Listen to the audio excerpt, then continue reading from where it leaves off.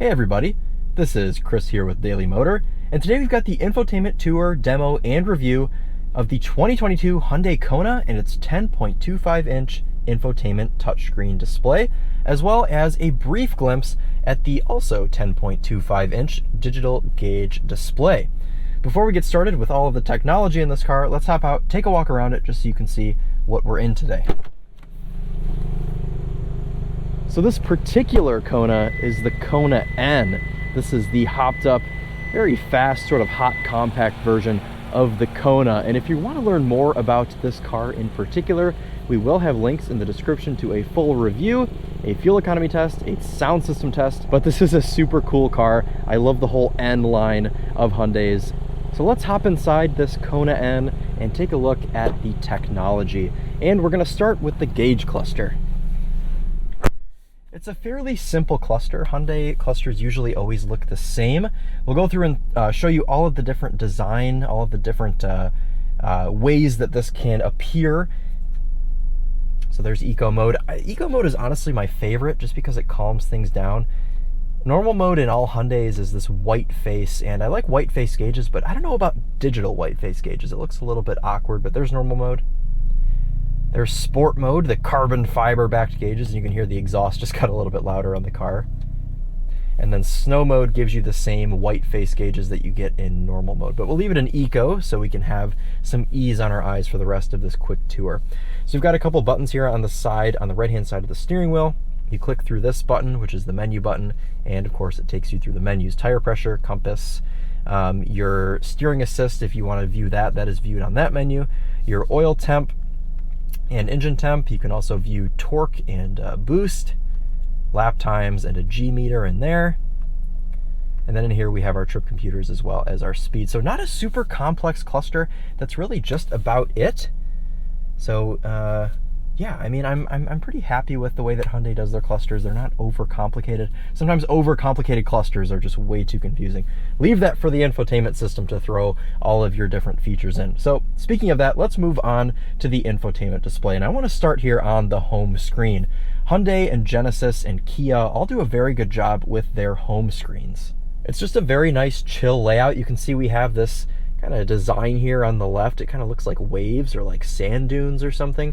On the right, we have a small navigation display. We have outside temperature. You have your driver profile up here on the left, and you have the date and time up on the right. You simply swipe to the right, and it takes you to the actual menu with all of the icons, all of the different apps that populate here through two different screens. So on the top left, we have N mode. This is specific to the Kona N. You won't have this on any other Kona. We'll run through this real quick, but we won't spend a ton of time. I'll just show you what its functions are. All right, you can see here all of your vehicle data, similar to what you can see in the cluster. A couple more details here: throttle percentage, brake percentage, as well as if you're driving around a certain racetrack. You can see that up here on the right. We don't have a lot of racetracks. In fact, there are only, well, 5. But you can see their different configurations here, and well, I'm not sure about this, but you're probably able to upload different ones on here, and if not, then Hyundai, you need to make it so you can upload more than just 5 tracks. But it's cool that they have any tracks in here at all. You can also set up your N mode in here with limited slip, engine, steering, suspension, transmission, exhaust sound. You can mess with all of that to personalize your N mode to yourself. You've got a G meter up here, and you can also activate launch control from this menu. So that's N mode. We won't spend any more time in there because it's specific to just the N, but we'll take a look at all of the functions that are not specific to the N, and we'll start with climate. Now, we do have a physical climate control unit down here by the shifter, which means that this is not a climate control menu, as in you control your climate from here. It's just a few different settings: auto dehumidify, auto defog, and activation upon washer fluid use. So pretty simple settings in here for the climate control, nothing crazy, and I like that because I like to just control my climate from the actual climate control panel. Up here we have our map. You can see here you can have it as a split screen or as a full screen. I prefer a full screen. Just a white background, and it reacts quite quickly. As you can see, you can drag your map here around.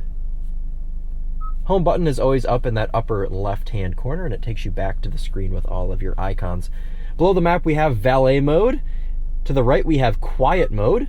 which will, if you have kids sleeping in the back, or I suppose anyone sleeping in the back, it turns off the rear speakers. Navigation menu, if you want to put in a point of interest or just any sort of destination, you do that here in this menu. You can also search for Hyundai dealerships in here. You can program home, work, and favorite places into the nav as well. HD radio data. You can just see traffic, radar, and fuel prices from this menu. You've got your phone menu. If you have a phone Bluetooth to the car, that will show up there. But we do not, so I click that and nothing happens because we're using phone projection today, which will show up in this tab if you have a phone plugged in. We'll get to that a little bit later. You can see our radio tab here will take us to FM radio. We also have AM radio. Ooh, I hate AM radio. And Sirius XM, of course. So we have the volume knob over here on the left-hand side, which is great. We love to see different volume knobs on cars. I hate when cars don't have volume knobs. Volume knobs are the best. You can tune from this side over here, which makes it easy for the passenger to do so if they'd like to change the radio station, or you, if you'd like to tune the radio station. You can do that very easily and quickly from this knob over here on the right. You can also do it one at a time here from these buttons, which is pretty convenient. And I quite like the design that they have here for the different radio stations. Check that out. Kind of neat. Same story with FM. You can do the same thing. You can seek with these, or you can seek very quickly with the knob. So that all works out quite nicely. Next to that, we have voice memo. If you'd like to store some voice memos in your car, you are able to do so. And of course, setup. This will give you all of your different settings for the vehicle, navigation, sound, connections, voice recognition, screen layout, and so on. Any sort of settings, you can do that in here. Over to the right here, we have our media tab. Again, if you have a phone Bluetooth, you can see all of your info in there. Blue link, notifications, and then of course your user manual. But that's pretty much the gist of this infotainment system. It's very, very simple, and I mean, it reacts quite quickly as well. It does beep when you click on things. I'm sure that you guys have noticed that, but you are able to turn that off in the settings if you don't like the way that it beeps. So let's move on and let's take a look at Apple CarPlay and Android Auto, because that is what I feel like most people are going to be using here in the Hyundai Kona. Most people now have smartphones that are able to work with most infotainment displays. So here's Apple CarPlay. It default takes you to Spotify because I have a song playing. If you didn't have a song playing, it wouldn't. But let's take a look at how Apple CarPlay works. So it is the widescreen view. We have 5 apps across, and it reacts pretty quickly there. Let's scroll through Spotify. You can see how that looks. Take a look at Waze. Reacts pretty quickly as well. It is a slight matte finish on the screen. Oh, you can see we just went into night mode. The headlights just turned on. Ooh, which means also, I bet our navigation screen is now dark. Yes, it is. In-house navigation changes to dark when it is in night mode. So there you go. There's Apple CarPlay. Nothing special, but it does fit the screen in full, and it also works quite well. So let's move on from Apple CarPlay and take a look at Android Auto. Okay, and here we go, setting up Android Auto.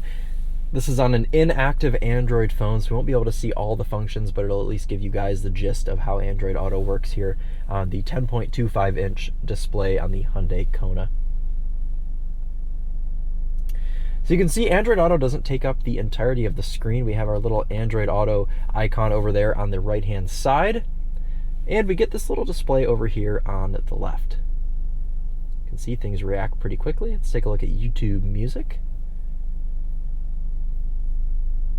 Home button down there on the bottom left. I don't think there's any way to make this full screen. It looks like I don't have an arrow or anything to get rid of that. So a little bit of a bummer that we don't have a full screen display. I think Apple CarPlay looks quite a bit more attractive here on this infotainment screen. So there you go. There is Android Auto here on this Hyundai Kona touchscreen. And before we get wrapped up today, I want to talk about just a couple more buttons down here on the bottom of the infotainment. Of course, you have the map button. That's another way to get you to your navigation. That'll take you to the navigation menu if you click the nav button. The star will take you back to your phone projection. You can see, of course, Android Auto is what we have in here. We talked about seek and track earlier. You've got a quick access button to your radio, to your media, which will also, of course, take you to Android Auto since that's what we have plugged in right now, and also a quick access button to settings. And sometimes that's nice. You don't have to scroll through the touchscreen. You can just see you have very easy access buttons down here, especially if you're in your phone projection and you're not on that main menu. It's cool to have these physical buttons here to just quickly take you if you want to go to your settings. You're able to just do that in one press instead of a bunch to get you out of Android Auto or Apple CarPlay and back to your main screen. So that'll wrap it up for us today. I hope you all have enjoyed the brief look here on this 10.25-inch touchscreen, as well as a very brief look into the cluster, but the cluster is so simple that we didn't need to spend too much time on it. If I had to give my overall opinion on this infotainment, I quite like it. I like the simplicity of it. I like the way it looks. I think the screen is a nice design. Do I wish maybe the infotainment was integrated a little bit better into the dashboard? Yes. But overall, it works pretty dang well. It reacts very quickly. And I appreciate that we still have a volume knob on here. So no real complaints with this infotainment display. And that's a good thing because I really like the Hyundai Kona N. And well, I hope you all go out and buy a Hyundai N car because they are totally awesome. So that'll wrap it up for us today. Thank you all so much for watching. This has been Chris here with Daily Motor. And as always, drive on.